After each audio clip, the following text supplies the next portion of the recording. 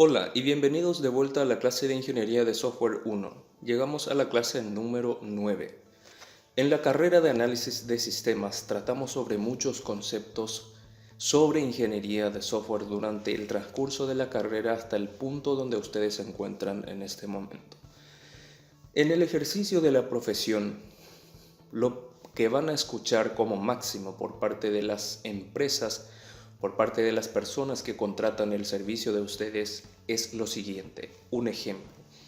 Tengo una empresa y me dedico a brindar servicios de reparación y mantenimiento de equipos informáticos. Necesito de un software que me ayude a gestionar mis actividades. Cada día yo quiero abrir una ventana que se llame orden de servicio, en donde yo puedo verificar los trabajos pendientes que estoy por realizar, una información detallada del equipo, al equipo al que se tiene que realizar un servicio de mantenimiento o reparación. Quiero conocer el dueño, la marca, el modelo, serie, color, una descripción del problema también y la fecha de entrega o la fecha de compromiso, que es la fecha de finalización del trabajo. Es decir, yo recibo del cliente un equipo, un proyector, y le digo al cliente, para tal fecha va a estar todo. Vamos a suponer, hoy es el 15 de septiembre, va a estar listo el 17 de septiembre. Entonces esa es una fecha de compromiso, una fecha de entrega con el cliente. Seguimos. Y el estado de la orden, si está pendiente, si está anulado o si ya está terminado el trabajo. Posteriormente necesita confirmar la prestación del servicio con un módulo donde se indique quién de los funcionarios será el encargado de realizar los trabajos, los repuestos en caso de que haya utilizado algún tipo de repuestos y el valor total del costo del servicio prestado. Puede ser que me haya traído una notebook que solo necesitaba alguna instalación de algún programa, o puede que me haya traído una impresora al que se le hizo un cambio de cartucho. En ese caso se estaría utilizando un repuesto. O para que se adapte mejor al concepto de repuesto, puede ser que se haya descompuesto mi teclado de la notebook, entonces se le está haciendo un trabajo de reparación y de mantenimiento de paso, puede ser, y también se le cambió el teclado. Ese sería ya un repuesto para el equipo informático. Eso es todo lo que se les va a decir. Lo digo por experiencia. Es por eso que aquí en las clases de ingeniería de software me gusta tratar sobre problemas reales, porque es lo que va a forjar finalmente el aprendizaje de ustedes en el modelado de sistemas. El concepto anclaje del conocimiento sobre el modelado de sistemas van a tener aquí en esta clase número 9 de Ingeniería de Software 1, una clase sumamente importante. Todo lo que tratamos desde el inicio del semestre hasta este punto solamente han sido una preparación de terrenos, y aquí entramos realmente ya ahora en lo que es la parte fundamental de la ingeniería de software, de la parte fundamental de la asignatura en sí para la formación de ustedes. En esta ficha del documento guía de estudio, este problema lo van a tener que resolver ustedes. En los objetivos de este contenido tenemos lo que es conocer el concepto del lenguaje UML, que vamos a hablar un poquito, solo vamos a hablarlo, no hay material, un documento diapositiva para eso, solo vamos a estar comentando sobre los conceptos. Vamos a distinguir conceptos y elementos característicos de un diagrama de clases específicamente el día de hoy, teniendo en cuenta que UML abarca una gran cantidad de diagramas. Y por último, vamos a analizar un problema empresarial con el fin de diseñar una solución tecnológica adecuada, una arquitectura parcial de un software. Entonces, y finalmente, ustedes lo que van a hacer es diseñar un diagrama de clases y colocarlo en este espacio del documento guía de estudio para entregar su tarea de hoy. ¿Cómo van a resolver el problema ustedes si aún no tienen un inicio en lo que es diagrama UML? Ok, tratamos ya sobre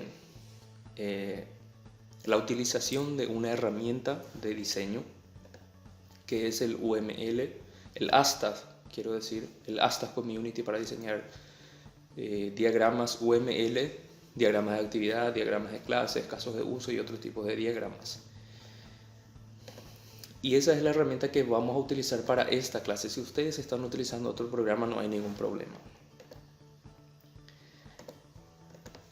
Estaba diciendo, ¿cómo van a hacer? ¿Cómo van a resolver ustedes el problema? Yo, durante todo el camino que transité en lo que es desarrollo de sistemas, yo trabajo de manera independiente, tengo un sistema que estoy comercializando y tengo demanda de distintos sectores, y me sirvió mucho como aprendizaje porque yo tenía una visión muy limitada sobre la construcción de un software. Aprendí a estar más abierto a escuchar las opiniones de los usuarios, porque al final son ellos los que van a utilizar los programas. Entonces hay que escucharles más a esa gente y obviamente introducir nosotros también nuestros conceptos de mejora en un software. A lo que quiero llegar es que yo gran parte de lo que pasé convierto en un problema académico y comparto con los alumnos de la universidad. Me parece que el aprendizaje es más significativo de esa manera. El ejercicio, tengo en un documento Word varios ejercicios. El ejercicio que está en el documento guía de estudio es este primer ejercicio que está aquí. Si ustedes pueden fijarse, es el mismo planteamiento. ¿Por qué lo pongo de esta manera? Porque esto es lo que nos dicen la gente que nos contrata o contrata nuestros servicios, como les comenté al inicio del vídeo. Después tenemos otros ejercicios. Una empresa que se dedica a envíos de productos de un país a otro. Este es un problema, es un trabajo que a mí se me pidió y fue un desafío muy grande. Por fortuna hice de manera exitosa y se está implementando en una empresa. Hoy, para que ustedes tengan un puntapié y un conocimiento básico de por lo menos por dónde empezar a modelar un sistema, vamos a tratar sobre un problema que es el problema número 3. Vamos a tomar este problema para poder trabajar sobre este. Bien, vamos a darle lectura. Yo quiero darle una serie de pasos, una serie de tips que no está en ningún estándar, no está en ningún libro, es solamente unos pasos a seguir que yo normalmente empleo como para que me pueda guiar a llegar a la solución. ¿Cuáles son esos pasos? En primer lugar, se tiene que analizar los que van a ser los posibles depósitos de datos, o como les conocemos como entidades también. Vayamos a la lectura del ejercicio número 3. Dice, una compañía que se dedica a la logística tiene varias sucursales. Ahí ya nos da a entender de que sucursales puede ser una entidad, entonces lo vamos a marcar aquí. Lo vamos a marcar con un color, vamos a colocarle naranja. Tiene varias sucursales en el país y necesita de un sistema que le permita registrar todas sus actividades. Una empresa que se dedica a la logística son esas empresas que se dedican a distribuir productos de una ciudad a otra, hacen entregas. Hay muchas empresas que se dedican a esta actividad. Esta empresa cuenta con funcionarios. Ya nos da a entender de que también va a ser una entidad, una persona, que realizan varias funciones. También varias funciones nos da a entender de que uno puede ser chofer, otro puede ser el que opera en el sistema, uno va a estar en recepción, otro va a estar en caja, otro va a estar en entrega de productos. Entonces podríamos considerar como un posible registro también varias funciones. Tiene varias funciones dentro de la empresa, como son ventas, conducción de vehículos, encargados, todo lo que mencioné. También cuenta con vehículos. Vehículos también es un objeto al que podemos tratarlo como un registro. porque un vehículo tiene una marca, un vehículo tiene color, tiene sus características. Estos vehículos son utilizados para la realización de los servicios de transporte de cargas en las distintas ciudades del país. Distintas ciudades nos da a entender dirección, origen y destino y demás. La compañía necesita controlar el ingreso como así también la salida de la carga. Decimos carga porque no sabemos qué tipo de objeto vamos a estar transportando, entonces lo llamamos carga, que también va a ser un depósito de datos. En el caso de la entrada, se desea conocer quién recibió la carga. Eso nos da a entender de que la persona que recibe la carga es un funcionario de la empresa, y eso ya lo tenemos aquí en este punto. ¿Quién de los funcionarios la recibió y a quién se le debe entregar? A quién se le debe entregar es el destinatario de la carga, que probablemente va a ser un cliente nuestro también. Como así también en cuanto a la ciudad de ciudad de origen y destino, que ya lo tenemos. Vamos a colocarlo un color más claro a este porque... O uno más... Voy a ponerle uno más... Vamos a colocar el verde. ¿Por qué marco en otro color esto? Porque ya hablamos de ciudad de origen y destino con decir distintas ciudades.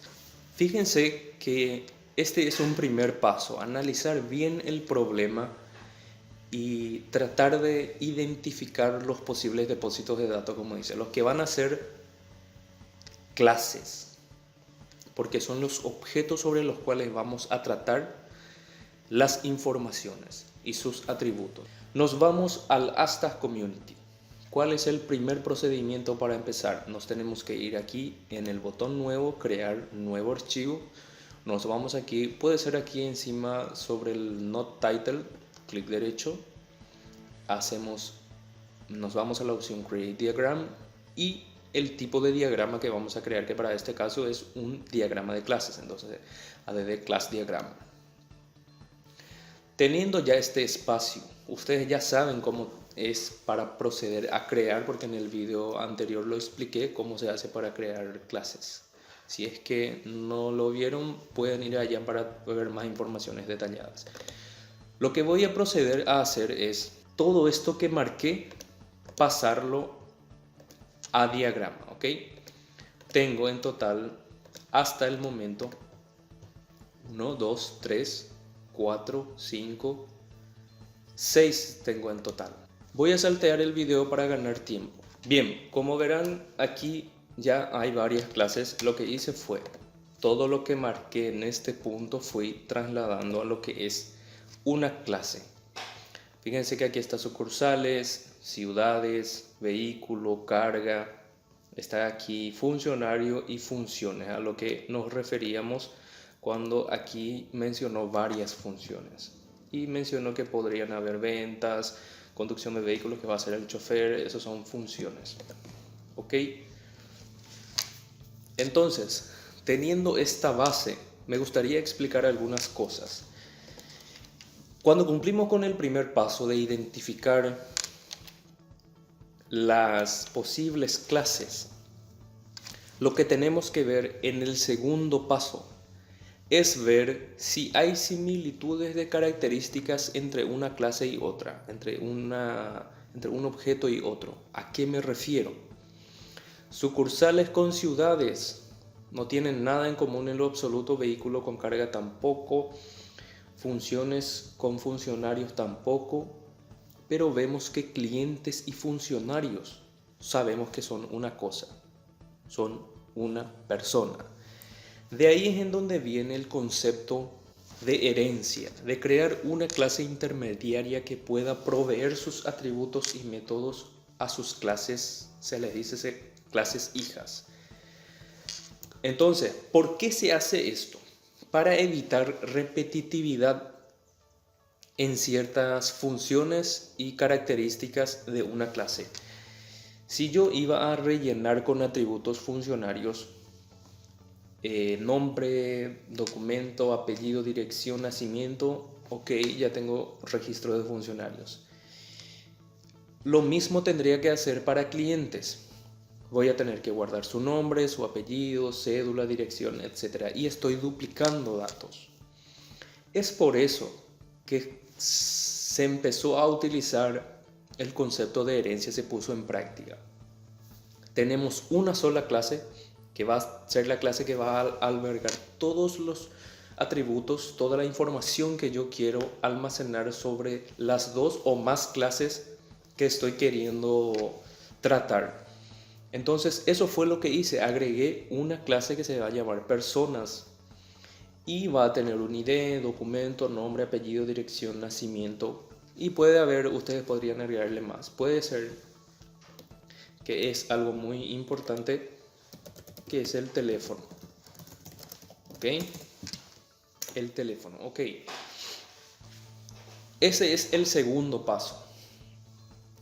Ya cumplido eso, vamos por el tercer paso. En el tercer paso lo que tenemos que ver es qué atributos va a tener cada clase.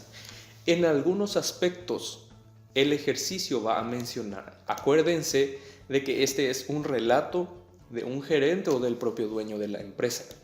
Entonces, nosotros como especialistas tenemos que identificar qué atributos se va a necesitar. Por sentido común aquí ya tenemos personas. En los demás ya tenemos, en clientes solamente vamos a tener ID. Ya les explico por qué, lo mismo para funcionarios. En el caso de funcionarios va a tener un atributo adicional que va a ser salario base.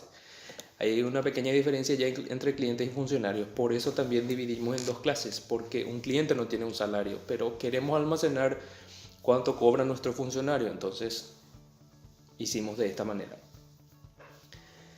Bien, dijimos qué atributos va a tener. Pasamos a sucursales. Aquí en sucursales, si vamos aquí en el enunciado no nos menciona nada más de que tiene varias sucursales y ya. ¿Qué es lo que tenemos que hacer? Pues agreguémosle aquí un número. Sucursal número tal.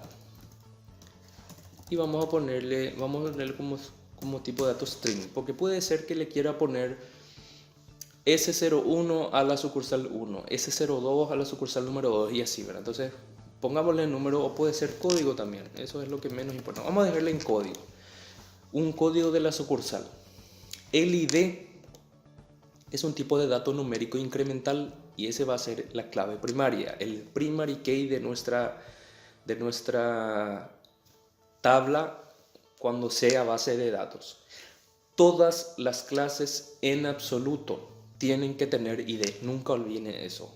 ¿Sí? ¿Qué más podemos almacenar sobre sucursales? Sabemos que una sucursal está asentada en una ciudad, pero no podemos colocar aquí un atributo directamente dentro de la clase, no podemos colocar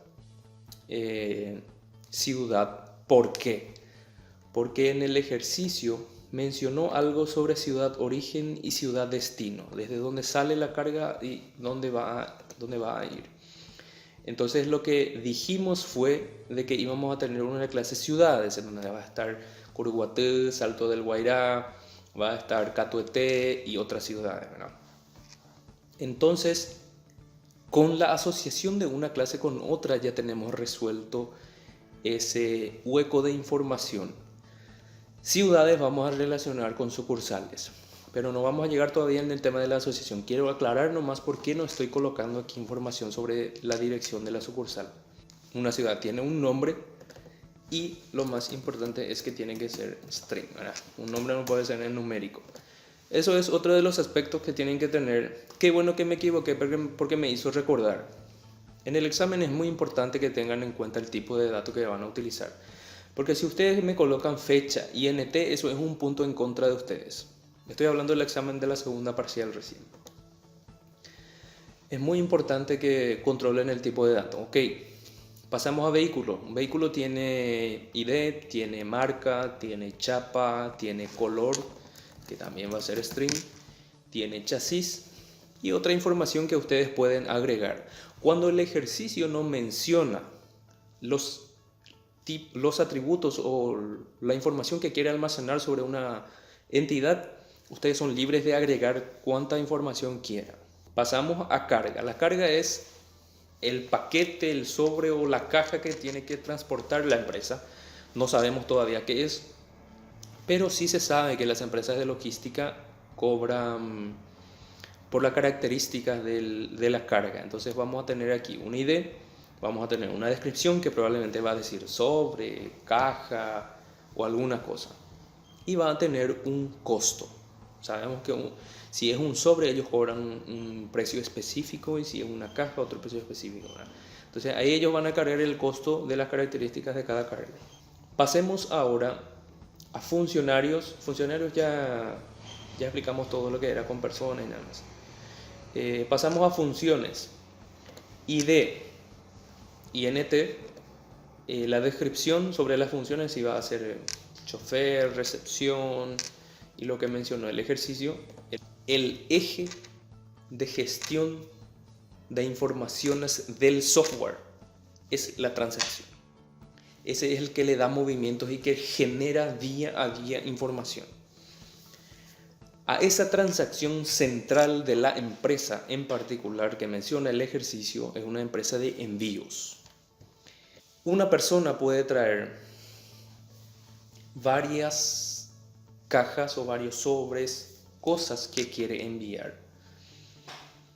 Cuando hablamos de esa repetitividad de informaciones, varios productos, varios clientes, estamos hablando de una transacción que mayormente se divide ya en dos entidades, el cual es la cabecera y el detalle. Ustedes conocen cómo es una factura tradicional. Aquí está el nombre del cliente, aquí está la dirección en la parte de la cabecera, en la parte de arriba. Y en la parte de abajo están los que se repiten constantemente, los que son los productos. O sea, pueden ser varios productos o un producto nada más. A eso se le conoce como detalle de la cabecera.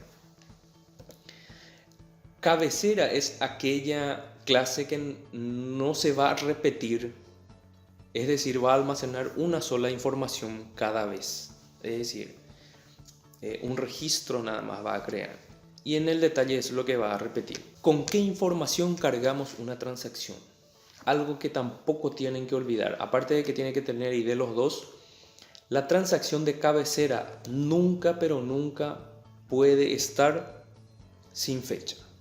No puede estar sin fecha. Después tenemos aquí un total porque estamos hablando de un costo aquí. Por más de que el ejercicio nos menciona de que se cobra esto y esto, hay cosas que tenemos que agregar, como dije, por sentido común. Después está dirección, que va a ser string. Vamos a poner aquí un atributo que recuerdo, o sea, ahora me acordé que una transacción también tiene que tener, el cual es estado. Una transacción siempre tiene que tener estado porque por cualquier cosa se puede querer anular una transacción. Entonces, una forma de especificar que un atributo está activo o inactivo es colocándole un atributo estado. Pasamos ahora al detalle, que también ya tiene ID y tiene aquí cantidad. Cantidad se refiere a la cantidad de cosas que tiene que llevar. Y el subtotal va a ser la multiplicación del costo del producto, que también nos hace falta aquí. Vamos a ver, costo unitario y doble. Bien, cantidad, el costo unitario y el subtotal aquí. Y el total de todo esto también se va a almacenar en este atributo. El tercer paso ya lo cumplimos. El tercer paso es el que es rellenar o cargar o especificar, declarar atributos dentro de cada clase. Ya lo analizamos de manera minuciosa. Cada quien, como ya dije, puede tener una percepción un poquito diferente. No se tiene que estar muy alejado de esto, pero la idea sé que la comprenden perfectamente. Cada uno de ustedes puede modelar el sistema de una manera un poco diferente. Y eso no está mal, no significa que esté mal. ¿Cómo se sabe si mi diagrama está bien o está mal? En los tipos de datos, en las asociaciones entre una clase y otra. Y ya vamos a introducirnos en eso.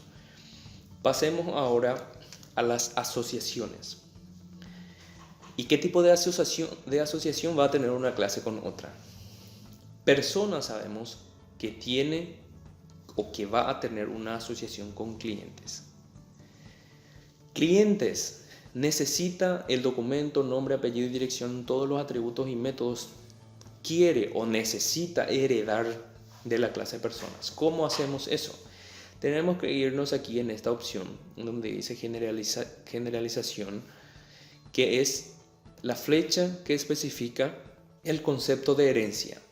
Tenemos que hacer clic sobre clientes, después de hacer clic sobre la flecha y después apuntamos hacia persona.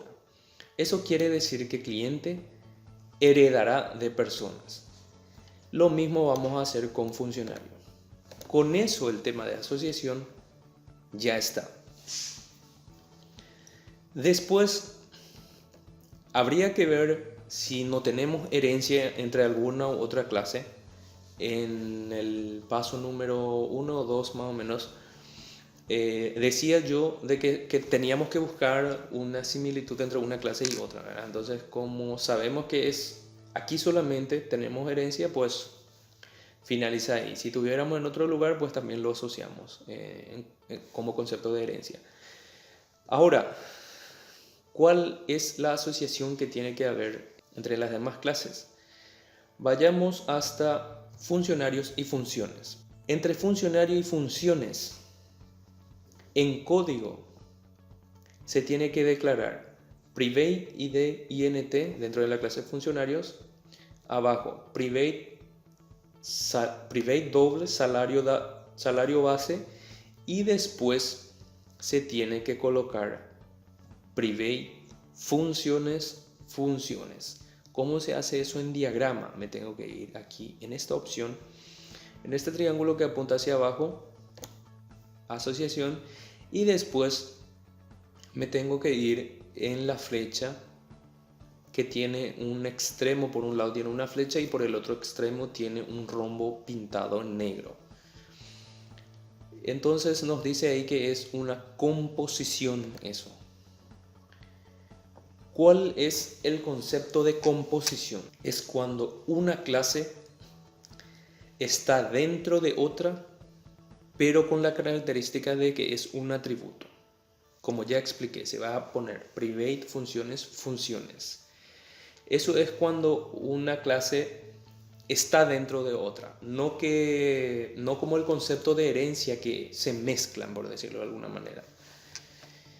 Si vamos a funcionarios, hacemos clic sobre funcionarios y después apuntamos hacia funciones.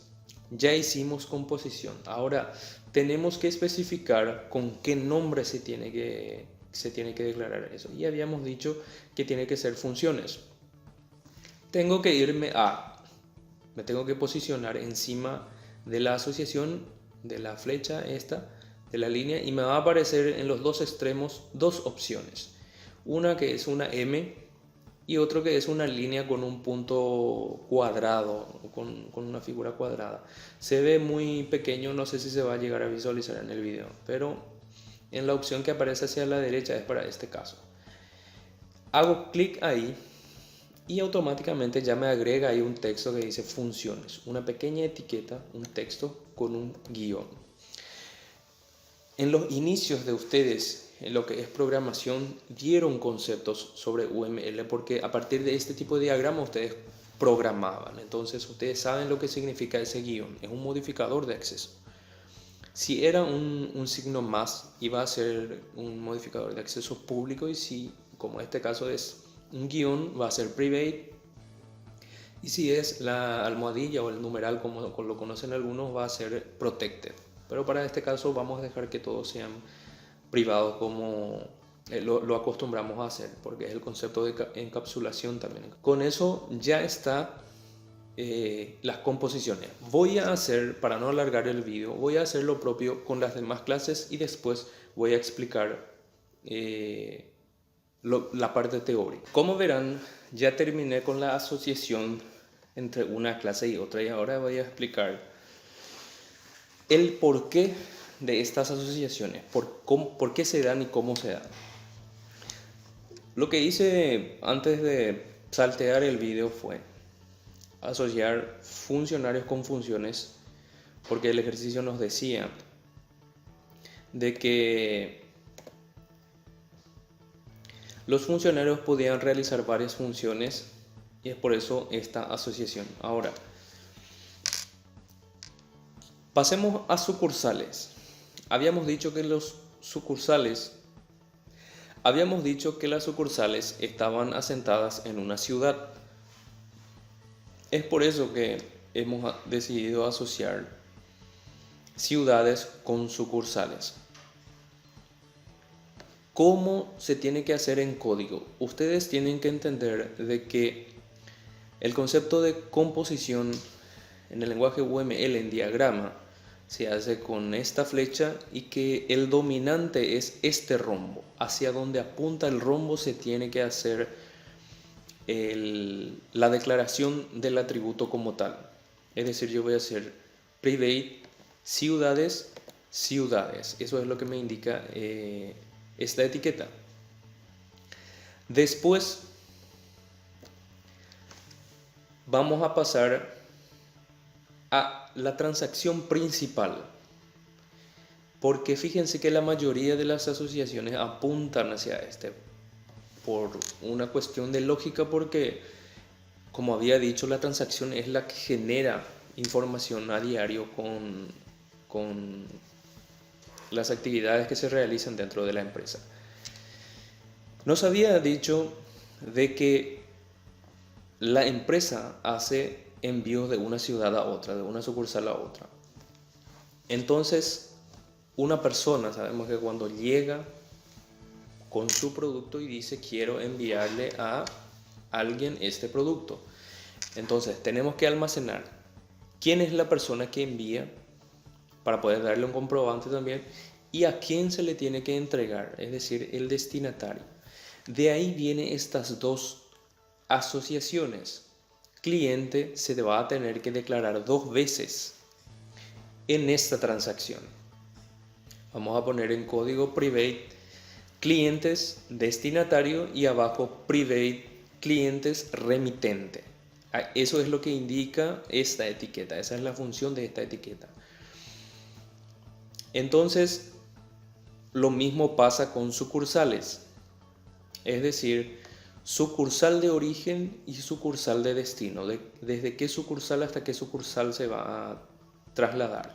Con eso ya tenemos ciudad de origen y ciudad de destino.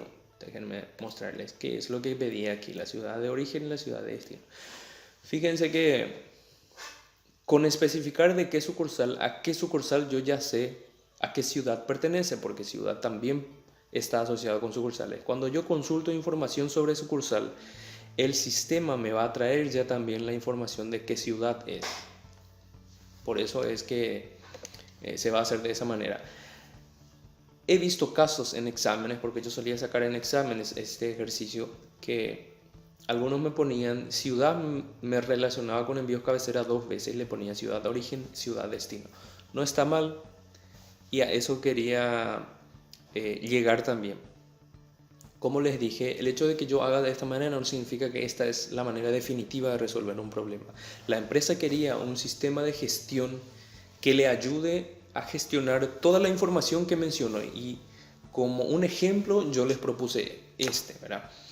Cuando entramos en un debate, si estamos haciendo en grupo este trabajo, bien podría tener algunas modificaciones, pero como es un material audiovisual muy estático, el video que estoy haciendo, ustedes no están interactuando conmigo, yo sé que tienen muchas consultas, pero vamos a tratar de hacer ese debate en el grupo, el por qué se da este diagrama en definitiva.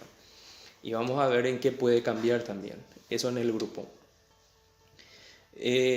Acá de explicar lo de sucursales. También teníamos que saber en qué vehículo se va a transportar su carga. Eso es asignado por el funcionario. Entonces asociamos vehículo está dentro de funcionarios.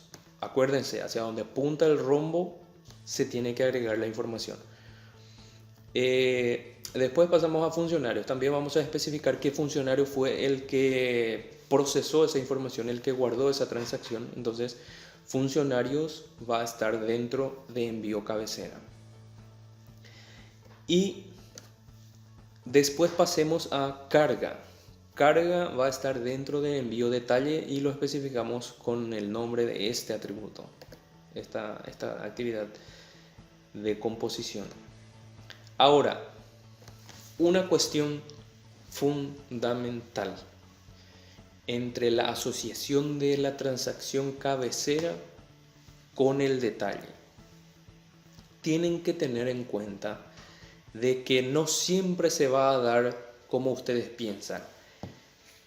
El 99,9% no logró en ingeniería de software hacer de manera correcta su primer ejercicio. Siempre se olvidan. Quiero que ustedes memoricen esto. Yo sé que es mucha información, pero sé que ustedes pueden, que con la práctica vamos a mejorar. Por sentido común yo siempre pregunto, ¿cabecera tiene que estar dentro de envío detalle o es el detalle que está dentro de la cabecera? Y todos respondían que el detalle es el que está dentro de la cabecera, y no es así, porque sabemos que la normalización de bases de datos no funciona de esa manera. Uno de los principios es evitar redundancia de datos. Ustedes tienen que conocer, y me imagino que conocen ya la normalización de bases de datos. O sea, se van a acordar la primera forma normal, segunda forma normal. Nosotros utilizamos hasta la tercera forma normal, pero hay más normalizaciones más avanzadas, pero hasta el nivel 3 ya está súper bien estructurado las bases de datos relacionales. Y es basándonos en ese principio que modelamos diagramas de clases. Y imagínense, tengo un registro de cabecera con todas las informaciones que ahí menciona: funcionario, origen, destino, fecha, total, dirección y el estado. Esa transacción tiene que estar referenciada con los detalles que se va a enviar. Como se ve ahí en la figura que estoy colocando en el video, tengo esta transacción con este ID y tengo estos detalles que quiero referenciar con esa cabecera. Lo que tengo que hacer es colocar el ID de la cabecera en esta parte.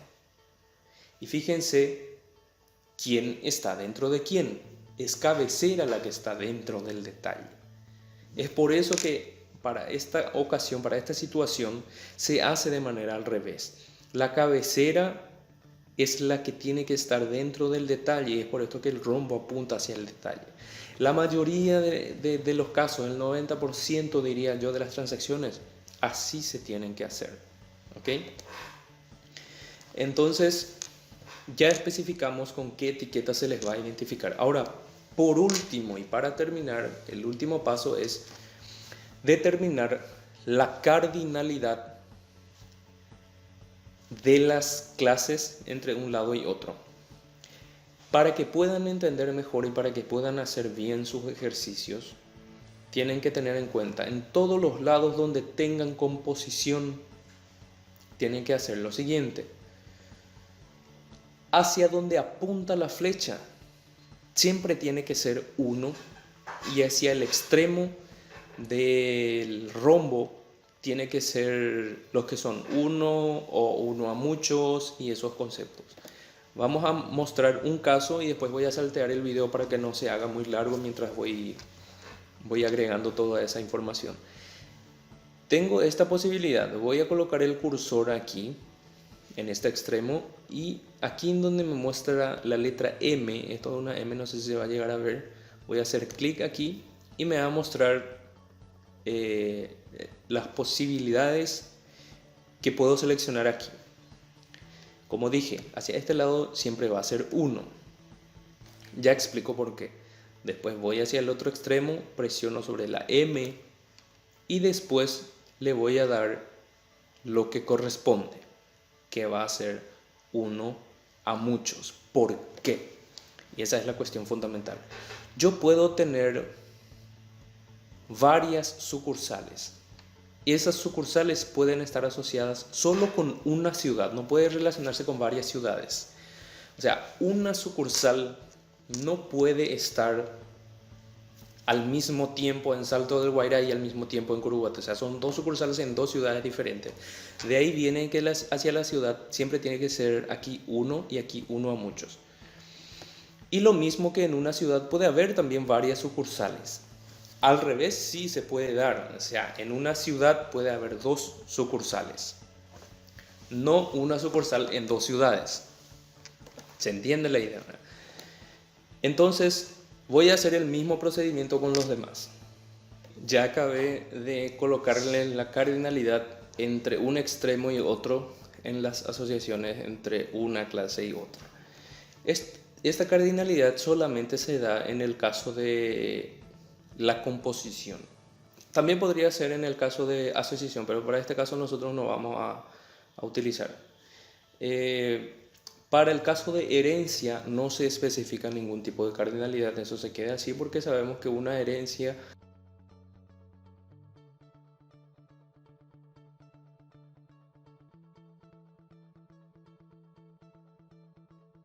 Bien, para finalizar, ustedes saben que todas las clases en el lenguaje de programación orientado a objetos, y hablo específicamente de Java, tiene que tener los constructores por defecto, que es la creación de una función parecida al método, pero que no tiene ningún tipo de retorno, pero sí puede tener parámetros. El del por defecto no lleva, por lo tanto se tiene que declarar de esta manera: public funcionarios y nada más. Es por eso que no tiene la palabra void aquí al lado. Todas las clases tienen que tener eso. Y en diagrama se especifica en este espacio, que es la parte final de un diagrama de clases. Eso fue lo que hice también.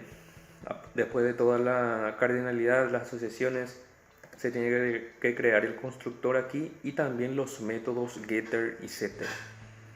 Pero esa parte del getter y setter voy a obviar porque se nos va a hacer más largo todavía el video para explicar todo, y también porque el diagrama no nos va a caber todo como para que se pueda visualizar de manera completa el diagrama. Es por eso nada más, pero tienen que tener en cuenta que un diagrama de clases completa al 100% tiene que tener todos esos métodos en este espacio. Tengo que aclarar que ni siquiera en el examen voy a pedir eso, por una cuestión de obviedad nada más. Para que esté completo tiene que tener todo eso. Bien, llegamos hasta aquí en lo que es la parte de diseño de diagrama de clase a partir de un planteamiento del problema. Ustedes se tienen que ocupar ahora como tarea que van a tener 8 días de tiempo para poder analizar bien el problema, para ver el vídeo una y otra vez si lo desean, para hacer consultas y poder realizar este ejercicio que está en el documento guía de estudio, que es una empresa que se dedica a brindar servicios de reparación y mantenimiento para equipos informáticos y todo lo que menciona aquí. Gracias por ver el video y espero que todo lo tratado aquí haya sido de utilidad para el aprendizaje de ustedes en el modelado de sistemas y en exclusiva en lo que es diagrama de clases. Hasta pronto.